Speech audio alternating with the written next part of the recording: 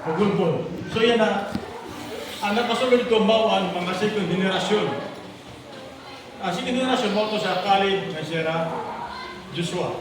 So dito na sila. Dito na sila sa tula na isa, nakasunod na.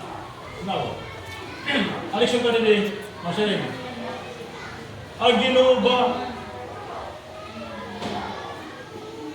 napakis ba sa kanyang mga promises? Sa mga sahad? Ma'am? There ano? Why? Sige daw mo. Masanay, ang patunayan ng Ginoo.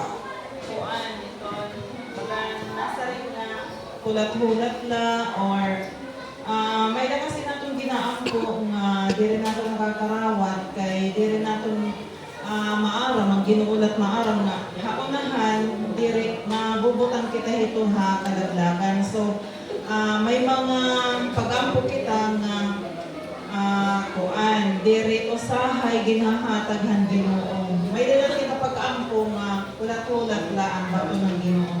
So natong leksyon niya na mao pay mga kaigsunan serengahan gintikangan ng engineer ang promise tapos ang ikaduha ang position nganhan ikatulo ang prospect. Amo ang dagko nga topic nga natong leksyon.